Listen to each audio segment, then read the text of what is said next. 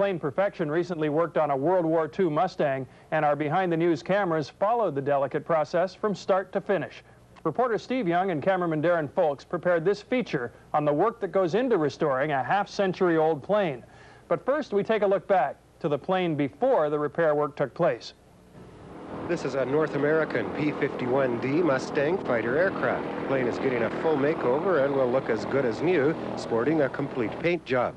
The craft is owned by Roush Industries in Livonia, Michigan, and is being restored at the Sky Harbor Airport by Plane Perfection.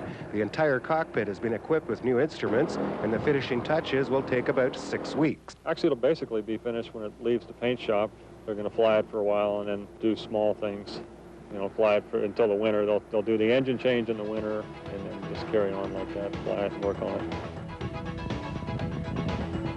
The P-51D Mustang was flown from Florida to Goderich, Ontario.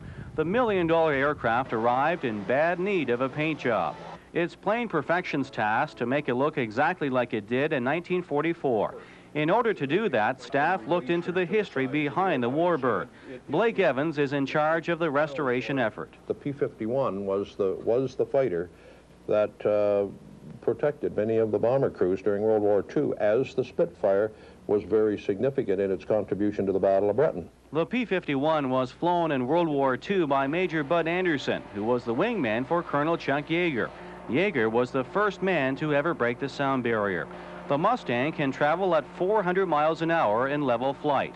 In the war, while escorting bombers, it carried 3 50-caliber machine guns on each wing. The task of bringing the old Crow back to its original condition required close attention to detail. It was extremely important to the owner, and of course extremely important to everybody involved, that the airplane be refinished identically to represent the aircraft that was flown by Bud Anderson. That is what we've got today. As you mentioned earlier, when we first obtained the aircraft, it needed a lot of work. Don Ross is the director of maintenance at Plane Perfection. It's kind of a thrill to work on them, quite frankly. You really have a certain amount of pride because the owner is trying to turn out a trophy, so it's always nice to contribute to a trophy. Firstly, a complete disassembly of the control surfaces and many of the panels on the aircraft. As you can see on the sides of the engine, there are a lot of big silver screws that hold the various panels together. All of that had to come off the aircraft as we disassembled it. Once it was disassembled, the control surfaces having been taken off, the airplane was stripped. We went through the stripping process whereby all of the old paint, the finish was removed. So in effect, the airplane was bare metal. Then the next process was that the aircraft had been masked at that point to protect the rubber areas, the plastic areas that the corrosive stripper would affect. The next step was to prepare the metal, the aluminum, and replace any damaged areas. There were some small dents, some weren't so small in fact, and various areas of the aircraft that had to be repaired and in some cases replaced. Our engineering staff did all of that work. Having done that work, the next step was to prepare the metal for the actual application of the priming or the primer paint coat. That was done followed by a number of coats of paint, both base coats and the finish coat, which in fact is called titanium silver. And that is the coat of paint that you see on there now in the gray. As employees are busy preparing this expensive piece of military hardware for the final coat of paint, Dave Hemingway at Woodway Signs is using computer images to recreate the lettering on the P-51.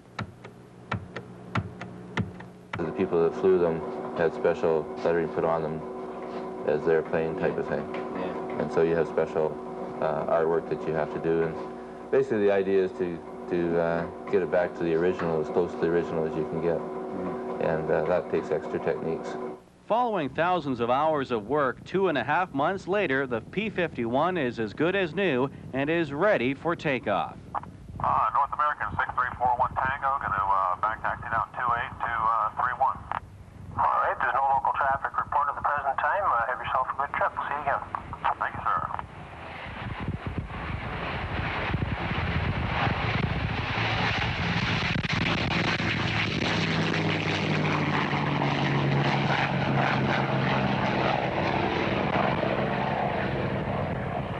Glenn Wegman is the man behind the controls. It's actually pretty interesting when you think of the history behind it. Just, you know, the people actually had air combat in these airplanes. It's a real nice flying airplane, and it's a lot of fun to fly. Well, when it flies away, you think, well, you know, I contributed to that. If it goes somewhere and takes some award for, you know, best of show or something like that, well, then you feel that you contributed to that in some way. Oh, everybody likes them. Everybody's pretty familiar with the Mustang. It's probably the most popular fighter of the war, the most well-known, other than the P-38 and the B-17 are the big three everybody recognizes. It's kind of an honor to be able to fly one, I think.